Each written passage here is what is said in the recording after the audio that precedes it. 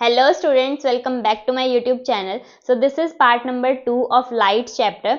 So first of all, let's start with what is refraction. So refraction is bending of light while moving from one medium to another medium. And refraction किस case में होता है? refraction basically होता है lenses के case में. जैसे reflection हमारे पास होता था mirrors के केस में, because उसमें क्या होता है? bouncing back of light. reflection में bouncing back of light होता है, means उसमें हमें एक साइड से पॉलिश्ड सरफेस की नीड होती है.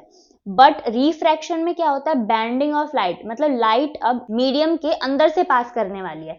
ठीक है, सो इस केस में हम यूज करते हैं लेंसेज का.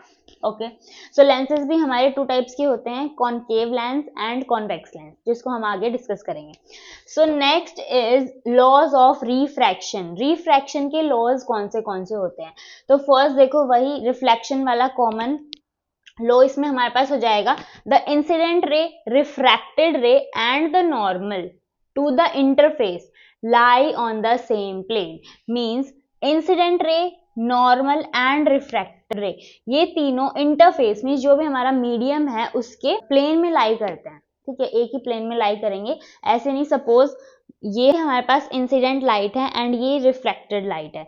सो ये दोनों आप देख सकते हो कि ये 90 डिग्री पे हैं एक दूसरे के, मीन्स ये सेम प्लेन में प्रेजेंट नहीं है. सो ये तीनों चीजें किसमें होनी चाहिए? सेम प्लेन में प्रेजेंट होनी चाहिए. Okay, so second law is the ratio of sine of angle of incidence to the sine of angle of refraction is a constant. ठीक है, so means sine of incidence divided by sine of refraction is equals to constant. sin I upon sin R is equals to constant. and ये किसके कौन से constant के equal होते हैं? This constant is known as refractive index. अब refractive index क्या होता है? देखो, जब भी कोई भी लाइट, देखो रिफ्रैक्शन के लिए क्या होता है? बैंडिंग ऑफ लाइट होता है. कैसे होता है? जब लाइट ट्रेवल करेगी one medium to another medium. So sine of जो इंसिडेंट लाइट है उसका sine of angle of incidence divided by sine of angle of refraction constant होंगे, means equal to refractive index होगा.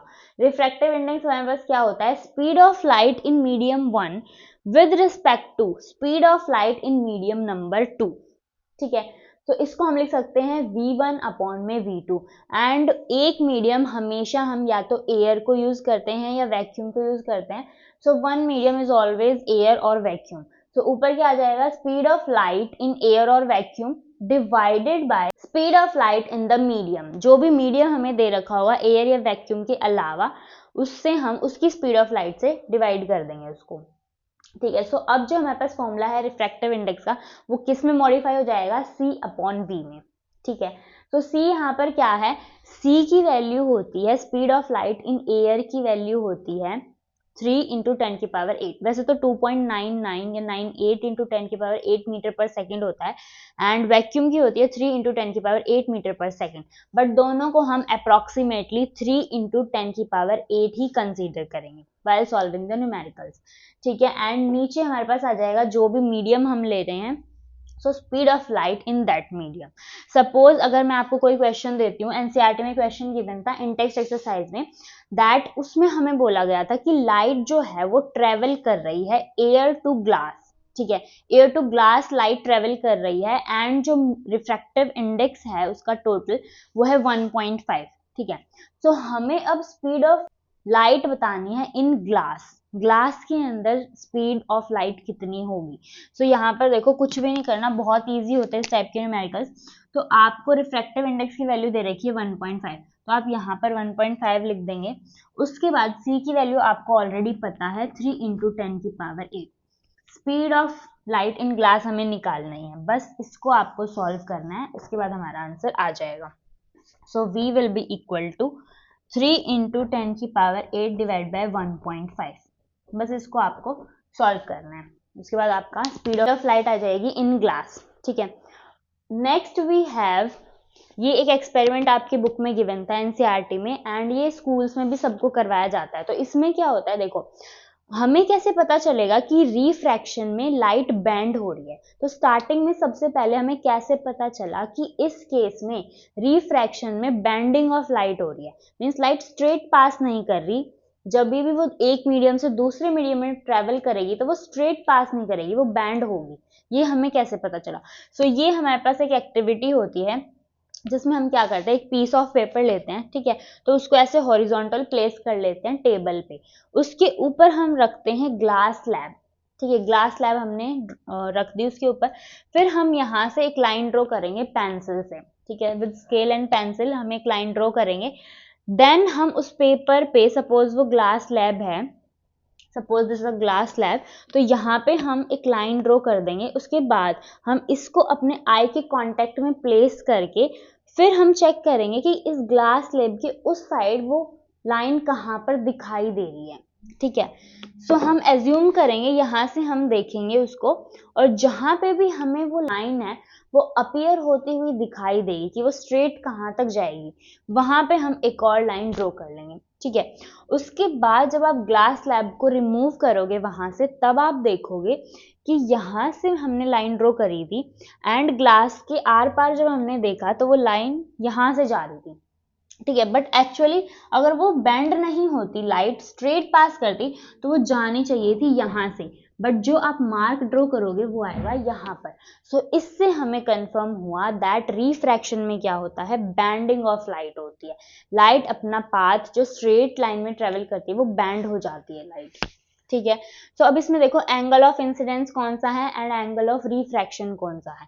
सो एंगल ऑफ इंसिडेंट ये होता है normal के साथ एंड इंसिडेंट रे के साथ। रिफ्रैक्टिव एंगल कौन सा होगा, नॉर्मल के साथ एंड रिफ्रैक्टेड रे के साथ, ठीक है। अच्छा, अब ये देखो कि जो बैंड होगी लाइट वो टुवर्ड्स द नॉर्मल होगी, नॉर्मल की साइड बैंड होगी या अवे फ्रॉम द नॉर्मल। सो इसके भी दो केसेस हमारे पास होते हैं, कौन से केस में वो टुवर्ड्स द नॉर्मल बैंड होगी, कौन से केस में away from the normal band होगी। सो देखो, व्हेन जो मीडियम है वो रेयरर टू डेंसर है, रेयरर मीन्स डेंसर का मतलब होता है कि उसके पार्टिकल्स, जो कोई भी हमारा दूसरा मीडियम है उसके पार्टिकल्स क्लोजली पैक्ड है, मीन्स वो डेंसर है, हैवी है फर्स्ट मीडियम से। रेयरर होता है जो लाइट होता है, डेंसर होता है जो हैवियर होता है इन कंपैरिजन। सो अब आप देखो, लाइट यहाँ पे फर्स्ट मीडियम है एयर, सेकेंड मीडियम है ग्लास। सो लाइट जब फर्स्ट मीडियम में आएगी, सो फर्स्ट मीडियम रेयरर है, ग्लास के कंपैरिजन में एयर लाइट होती है, ठीक है, ग्लास हैवी होता है। सो जब लाइट ट्रेवल करेगी रेयरर टू डेंसर मीडियम, सो उसको क्या करना चाहिए, बैंड कहाँ पे होगी, टुवर्ड्स द नॉर्मल, मींस अगर वो लाइन यहाँ से जानी चाहिए थी तो वो अवे फ्रॉम नहीं, वो कहाँ से कहाँ पे बैंड होगी,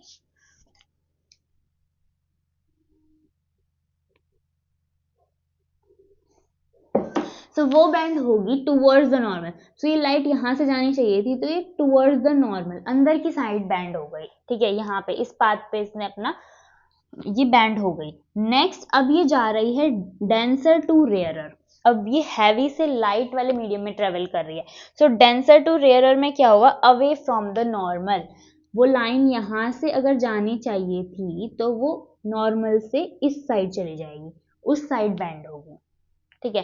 सो ऐसे लाइट अपने पाथ को चेंज करती है, ऐसे बैंडिंग ऑफ लाइट का फिनोमेना हमारे पास होता है, ठीक है। सो ये सारी बातें थी रिफ्रैक्शन के बारे में, इंट्रोडक्शन की रिफ्रैक्शन क्या होता है, कौन से लॉज होते हैं एंड ये सब कैसे होता है। Next we comes to image formation by spherical lenses. अब जो रिफ्रैक्शन होता है तो लेंसेज के अंदर इमेज की फॉर्मेशन कैसे होती है, जैसे मैंने ये ग्लासेस लगा रखे हैं, ठीक है, स्पेक्स लगा रखे हैं, तो इसमें मुझे इमेज कैसे दिखाई देती है, मीन्स मैं किसी भी ऑब्जेक्ट को कैसे देख सकती हूँ, लेंस की मदद से कैसे इमेज फॉर्मेशन होती है, वो हम अब नेक्स्ट पढ़ने वाले हैं। So now image formation by spherical lenses. So first example is of convex lens. This is our convex lens, ठीक है, एंड कॉनकेव लेंस होता है हमारा कुछ इस टाइप से। कॉनकेव लेंस का मतलब होता है, मींस हमने इसमें टू कनकेव मिरर्स को ज्वाइन कर दिया है, ठीक है। कनकेव मिरर्स हमारे इस टाइप से होते हैं, ठीक है, जिसमें रिफ्लेक्टिंग सरफेस कौन सा होता है, इनसाइड वाला, ठीक है, रिफ्लेक्टिंग सरफेस को हम बाहर की तरफ रखेंगे। ये हमने एक और दूसरा कनकेव लेंस, कनकेव मिरर रख दिया, ठीक है, बिकॉज इसमें रिफ्लेक्टिंग सरफेस हमारा बाहर वाला है। सो अब हम क्या करेंगे, हम इन दोनों कनकेव मिरर्स को ज्वाइन कर देते हैं, ठीक है। सो हमने इनको ज्वाइन कर दिया, सो हमारे पास किसकी फॉर्मेशन होगी, कॉनकेव लेंस की फॉर्मेशन होगी, ठीक है। सेम हम कर सकते हैं कॉन्वेक्स लेंस के लिए, ठीक है। कॉन्वेक्स लेंस को हम कैसे बनाते हैं, देखो कॉन्वेक्स लेंस पे रिफ्लेक्टिंग सरफेस क्या होता है, ये कर्व्ड वाला, तो जो भी रिफ्लेक्टिंग सरफेस है उसको बाहर की साइड रखेंगे, एक और लेंस हम इसमें ज्वाइन कर देंगे, तो हमारे पास किसकी फॉर्मेशन हो जाएगी, कॉन्वेक्स लेंस की। So spherical lens is formed by connecting two spherical mirrors. So first is when the position of object is at infinity. अब हम इन lenses में study करेंगे कि image formation होती कैसे है।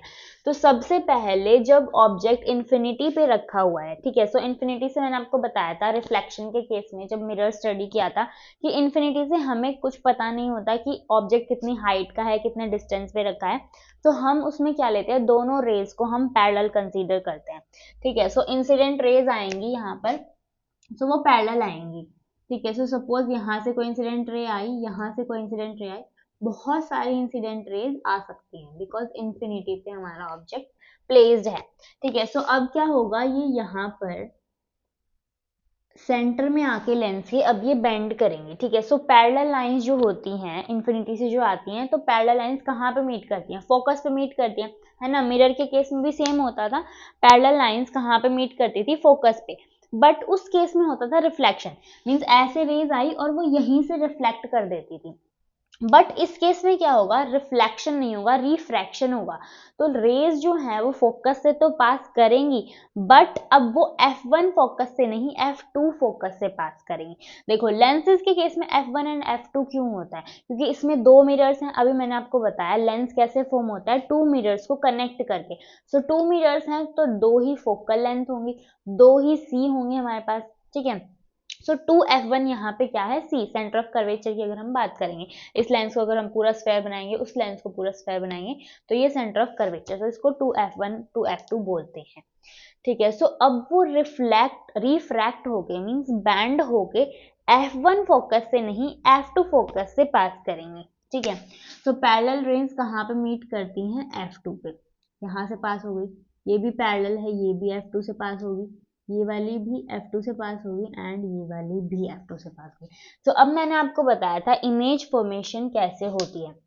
सो इमेज फॉर्मेशन होगी जहाँ पे भी ये सारी लाइंस मीट कर रही हैं एंड प्रिंसिपल एक्सिस, तो यहाँ पे मीट कर रही है, प्रिंसिपल एक्सिस भी यहीं पे है। सो हमारे पास जो इमेज बनी है वो कैसी बनी है, साइज कैसा है उसका, पॉइंट साइज, बिल्कुल पॉइंट साइज बनी है, हाईली डिमिनिश्ड बनी है, ठीक है। And position of images at the focus at F2, ठीक है, ये भी करेक्ट है। नेचर ऑफ इमेज कैसे बनेगी, रियल एंड इन्वर्टेड बनेगी, बट क्योंकि ये पॉइंट साइज है तो हम इसको आइडेंटिफाई नहीं कर सकते, बट अगर हम इसको बहुत मैग्नीफाई करके चेक भी करेंगे then it is real and inverted. So next is when the object is placed beyond 2F2, ठीक है। अब हमारा ऑब्जेक्ट यहाँ पे प्लेस है, तो हमारी इमेज कहाँ पे बननी चाहिए, F2 एंड 2F2 के बीच में बननी चाहिए, डिमिनिश्ड बननी चाहिए, रियल एंड इन्वर्टेड बननी चाहिए। सो चेक करते हैं सबसे पहले। सो एक रे को मैं सबसे पहले पैरेलल कंसीडर करूंगी, पैरेलल रे यहाँ से आ रही है, ठीक है।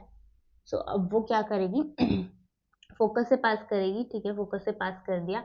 नेक्स्ट अब मैं कंसीडर करूंगी जैसे उसमें हम सी से पास कराते थे, इसमें हमारे पास होता है ये ओ, ये हमारा क्या होता है, लेंस का सेंटर होता है, ठीक है, दोनों लेंस का बिल्कुल सेंटर पॉइंट ये होता है। सो इससे भी क्या करती है, जो भी रे यहाँ से जाएगी ना, लाइट रे, सो वो आफ्टर रिफ्रैक्शन वो बैंड नहीं करती, वो इसी पाथ को रिट्रेस करती है, अगर वो यहाँ से जाएगी तो वो इसी पाथ से वापस चली जाएगी, ठीक है, रिफ्रैक्ट हो जाएगी। सो मैं O से ओरिजिन से पास करती हूँ, तो यहाँ पे टू लाइन्स इंटरसेक्ट कर रही हैं, जहाँ पे इंटरसेक्ट करती हैं हम एरो लगाते हैं, प्रिंसिपल एक्सिस पे हम ऐसे करते हैं, ठीक है। सो इमेज हमारी कहाँ पे फॉर्म हो रही है, between F2 and 2F2, right.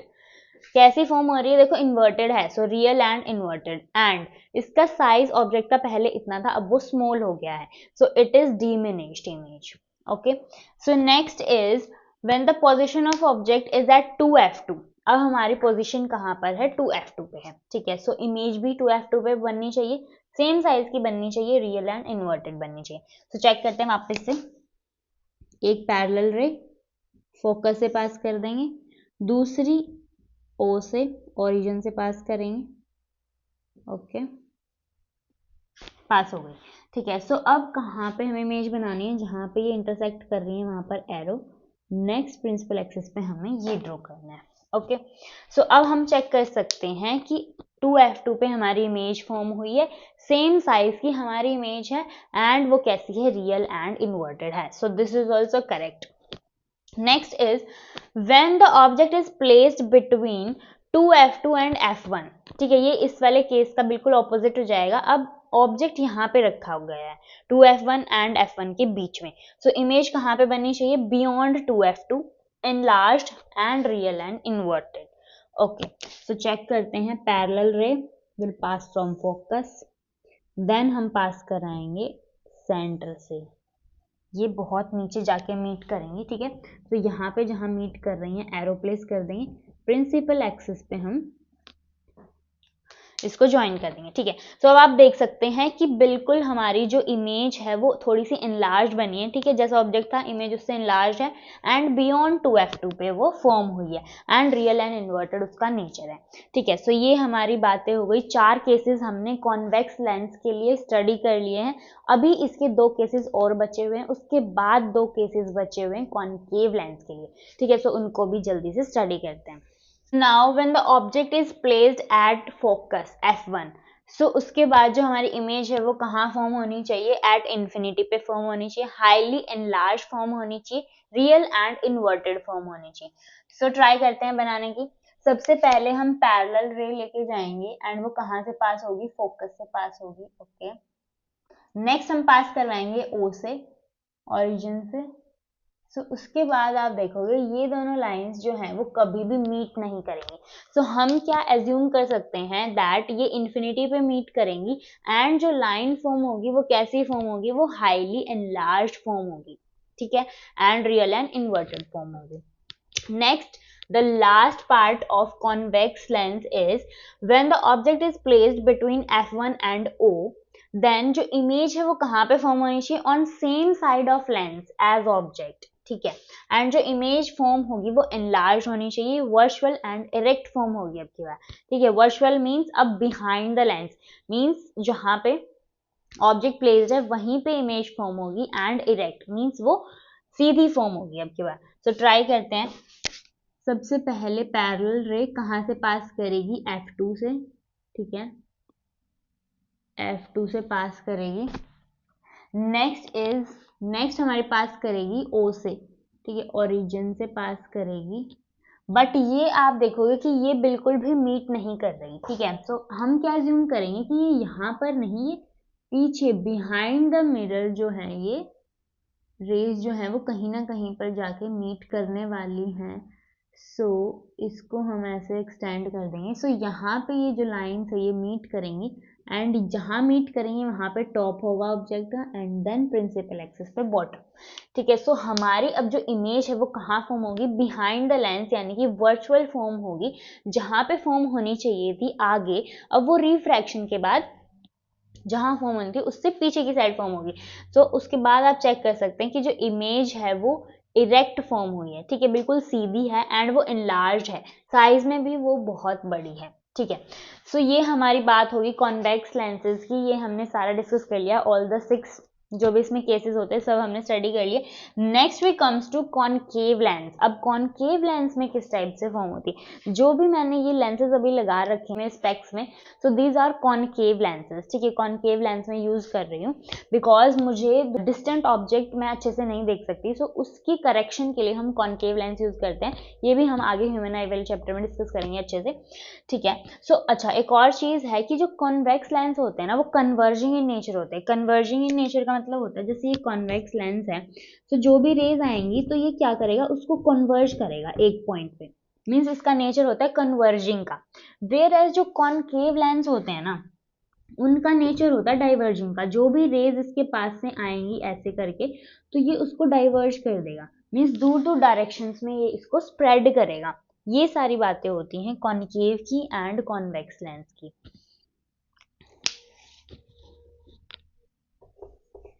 So convex lenses are converging in nature and concave lenses are diverging in nature. और मिरर के केस में क्या था? मिरर के केस में उल्टा था, कॉनकेव लेंस जो थे, कनकेव मिरर जो थे वो कन्वर्जिंग थे, बट यहाँ पे कनकेव लेंस जो है वो डाइवर्जिंग है।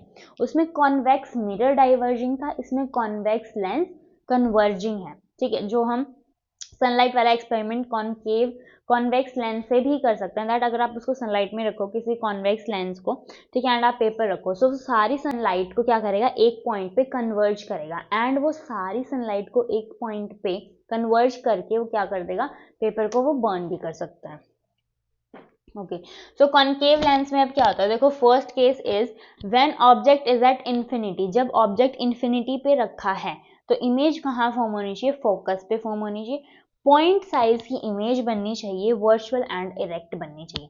ठीक है, तो सबसे पहले हम ऑब्जेक्ट इंफिनिटी पे हैं तो यहाँ से पैरेलल रेज आएंगी।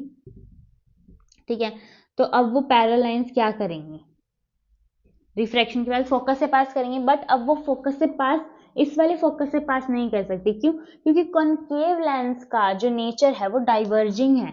अगर ये ऐसे आ रही हैं तो ये इधर इनको रिफ्रैक्ट करेगा। ठीक है, सो अब क्या होगा, अब इमेज तो फोकस पे बननी चाहिए थी। अगर इन्फिनिटी से रेज आ रही हैं, पैरेलल आ रही हैं, तो इमेज तो फोकस पे बननी चाहिए थी, बट अब ये तो रूल ही यहाँ पे फेल हो गया। रूल यहाँ पे फेल नहीं हुआ है, वाई? बिकॉज यही वाला केस हम इसमें करेंगे कि बेशक से ये डाइवर्ज हो रही है, बट ये सपोज टू बी बैक, अगर मैं इनको एक्सटेंड कर रही हूँ तो ये कहाँ मीट कर रही हैं, फोकस पर ही मीट कर रही हैं। ठीक है, तो अब की बार कैसी बनेगी इमेज, वर्चुअल एंड डायरेक्ट बनेगी, बिकॉज वो सेम साइड जहां ऑब्जेक्ट है वहीं पे फॉर्म हो रही है। सो वर्चुअल बनेगी, इरेक्ट बनेगी, एंड वो पॉइंट साइज की बनेगी। ओके, फोकस पे ही हमारी फॉर्म हो गई एट F1 पे। सेकेंड इसका केस आता है between infinity and O, means infinity से लेके O के बीच में आप कहीं भी प्लेस कर लो, जो हमारी इमेज है वो बिटवीन F1 एंड O ही बनेगी हमेशा, डिमिनिश्ड बनेगी हमेशा, वर्चुअल एंड इरेक्ट बनेगी। ठीक है, सो ट्राई करते हैं। ये हमारी पैरेलल रह गई, डाइवर्ज हो गई, बट ये कहाँ से पास हुई है, आगे वाले लेंस के फोकस से पास हुई। दूसरी हम O से पास करा देंगे। ठीक है, सो ये O से तो ये बिल्कुल डायरेक्टली पास ही कर जाएगी। ओके, सो अब यहाँ पर देखो जहाँ मीट कर रही है ये, यहाँ हमारी इमेज फॉर्म हुई है। ये इमेज बहुत ही स्मॉल साइज की है, डिमिनिश्ड है, वर्चुअल एंड इरेक्ट हमारे पास फॉर्म हुई है। ठीक है, तो ये हमने सारे केसेस डिस्कस कर लिए, कॉन्वेक्स लेंस में कैसे इमेज बनती है, कॉनकेव लेंस में कैसे इमेज बनती है। तो साइन कन्वेंशन भी इसमें सेम रहता है जैसे कॉनकेव एंड कन्वेक्स मिरर के केस में होता था। ठीक है, सेम वही साइन कन्वेंशन रहेगा। लेंस फॉर्मूला में बस बीच में माइनस आ जाएगा प्लस के प्लेस पे, बस इतना डिफरेंस होगा, बाकी सारी चीजें बिल्कुल सेम है। So now we will learn about sign convention of lenses and also about the lens formula. So first of all sign convention की अगर बात करें तो convex lens में same रहेगा जैसे convex mirror में होता था, means U will be negative, V will be positive and F will also be positive, and concave mirror की तरह ही concave lens में भी everything will be negative, U, V and F। अब लेंस फॉर्मूला क्या होता है, देखो मिरर फॉर्मूला होता था 1/f is equals to 1/u plus 1/v, but lens formula में क्या होता है 1/f is equals to 1/v minus 1/u। ठीक है, एंड बाकी सबका मीनिंग सेम रहेगा, f is the focal length, u is the object distance, v is the image distance. ठीक है, सो ये हमारे पास लेंस फॉर्मूला हो जाएगा। सो अब अगर यूजेस की बात करें, सो कॉन्वेक्स लेंसेज कहाँ पे यूज हो सकते हैं, माइक्रोस्कोप्स एंड टेलीस्कोप्स बनाने के लिए। नेक्स्ट कॉनकेव लेंसेज यूज हो सकते हैं फोकसर्स में। फोकसर्स मींस वो वाले इंस्ट्रूमेंट्स या इक्विपमेंट्स जिसमें हमें किसी भी चीज को फोकस करना पड़ता है, सो फोकस करके देखने के लिए हम कॉनकेव लेंसेज का यूज करते हैं। Next is magnification. So lenses के केस में मैग्निफिकेशन क्या होती है, देखो h' तो सेम रहेगा, means height of image divided by height of object, ये वाला पार्ट बिल्कुल सेम रहेगा। बट अगर v एंड u की बात करें सो मिरर में होता था -v/u, but magnification in lenses के केस में magnification will be equal to v/u। ठीक है, माइनस साइन नहीं आएगा, यहाँ पर माइनस आएगा बट वहां पे माइनस नहीं आएगा। नेक्स्ट अगर मैग्निफिकेशन की बात करें, सो अगर हमारी मैग्निफिकेशन की वैल्यू नेगेटिव में आती है, इट मीन्स कि जो हमारी इमेज है वो रियल है, रियल एंड इन्वर्टेड। एंड अगर मैग्निफिकेशन पॉजिटिव आता है देन जो हमारी इमेज है वो वर्चुअल एंड इरेक्ट इमेज बनेगी, ठीक है। सो अब न्यूमेरिकल को सॉल्व करते हैं, इस वाले न्यूमेरिकल को। So the question is, a 2 centimeter tall object is placed perpendicular to the principal axis of a convex lens. तो अब हमारे पास है convex lens, ठीक है। So convex lens की हाइट हमें गिवन है 2 centimetre tall object, means convex lens के सामने जो ऑब्जेक्ट रखा हुआ है वो 2 सेंटीमीटर टॉल है हाइट में, मीन्स h हमें गिवन है 2 centimetre. Next is convex lens of focal length 10 centimetre. अब फोकल लेंथ हमारे पास है 10 सेंटीमीटर, तो साइन कन्वेंशन चेक करते हैं कॉन्वेक्स लेंस के केस में। सो फर्स्ट वाले का हमें साइन कन्वेंशन देखना है, एफ विल बी पॉजिटिव, ठीक है। सो +10 हो जाएगा। The distance of object from lens is 15 centimetre. It means कि u की वैल्यू कितनी है 15 centimetre, distance of object distance 15 centimetre, sign convention आ जाएगा नेगेटिव, तो -15 centimetre. Find the nature position and size of the image. तो अब हमें nature position size of the image बताना है, तो सबसे पहले लेंस फॉर्मूला यूज करते हैं, 1/f is equal to 1/v minus 1/u। So 1/f हो जाएगा 1/10 is equal to 1/v minus 1/u की वैल्यू कितनी है -15, ठीक है। सो अब ये हो जाएगा 1/10 is equal to 1/v minus minus plus हो जाएगा +15। सो 1/v को इधर ही रखते हैं एंड 15 को उस साइड ले जाएंगे, तो ये हमारे पास हो जाएगा 1/10 माइनस 1/15 is equal to 1/v। So 10 and 15 के एलसीएम लेंगे तो 30 आ जाएगा, so it will be 3 minus 2 is equal to 1/v। So 1/v की वैल्यू आ जाएगी 1/30 एंड v की वैल्यू आ जाएगी 30 सेंटीमीटर, +30 सेंटीमीटर, एंड प्लस ही हमारा आना चाहिए था v की वैल्यू, ठीक है। और क्या फाइंड आउट करना है, also find its magnification, magnification भी फाइंड आउट करनी है। सो मैग्निफिकेशन का फॉर्मूला होता है v/u, v हमारे पास अभी आया है 30 सेंटीमीटर, u हमारे पास गिवन था -15 centimetre, so answer will be -2। And मैंने आपको बताया था मैग्निफिकेशन अगर नेगेटिव आता है तो कैसी इमेज बनेगी, real and inverted. It means कि हमारी जो इमेज फॉर्म होगी वो रियल एंड इन्वर्टेड होगी, बिकॉज यहाँ पे माइनस का साइन है। एंड -2 मीन्स 1 से बड़ी अगर मैग्निफिकेशन आई है तो इट मीन्स वो कैसी इमेज होती है, एनलार्ज्ड इमेज। सो ये वाली इमेज कैसी होगी, 2 टाइम्स एनलार्ज्ड होगी देन द ऑब्जेक्ट, ठीक है। सो इमेज हमारी 2 टाइम्स एनलार्ज्ड होगी एंड रियल एंड इन्वर्टेड होगी।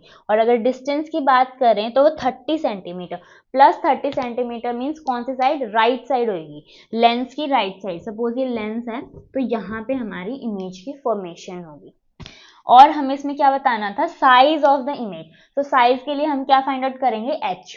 सो h हमें गिवन है 2 सेंटीमीटर।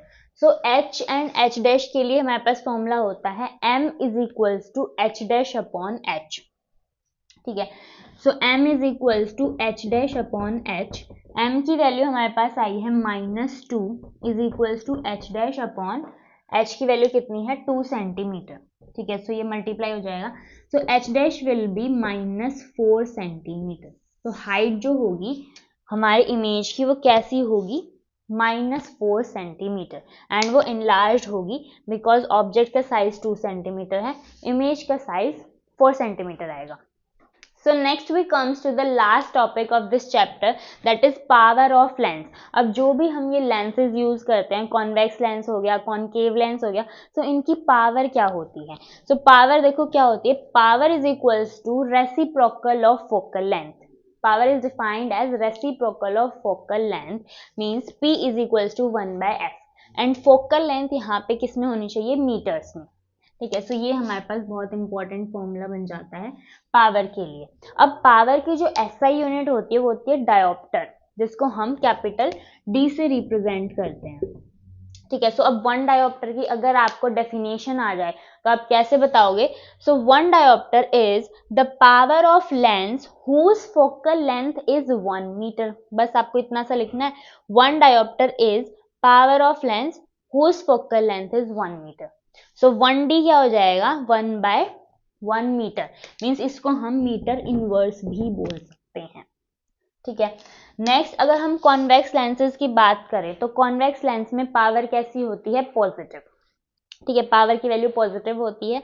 कॉनकेव लेंस के केस में पावर की वैल्यू नेगेटिव होती है। तो सपोज जैसे मैंने ये कॉनकेव लेंसेज लगा रखे हैं, सो इसकी पावर होती है माइनस में। जैसे अगर किसी को स्पेक्स लगे हों तो आप उससे पूछोगे उनका नंबर, मीन्स पावर कितनी है लेंस की, तो वो बताएंगे -2.5D या -2D, -3D। सो ये ऐसे करके पावर ऑफ लेंसेज होती हैं। ठीक है, एंड कॉन्वेक्स लेंसेज होते हैं जो ओल्ड एज में 40+ ईयर्स होने के बाद जो लगते हैं, मीन्स जिसमें हमें पास की जो लेटर्स हैं वो दिखाई नहीं देते, तो उस केस में कॉन्वेक्स लेंसेज लगते हैं एंड उनका नंबर, उनका पावर ऑफ लेंस हो जाएगा +2.5, +0.5 डायोप्टर, इस टाइप से। सो ये हमारा चैप्टर कंप्लीट हो गया है, लाइट चैप्टर। आई होप आपको सारी चीज़ें समझ आई होंगी। अगर आपको कोई भी डाउट है तो आप ऑलवेज कमेंट सेक्शन में बता सकते हैं। And if you like my video then please like, share and subscribe to my YouTube channel. Thank you.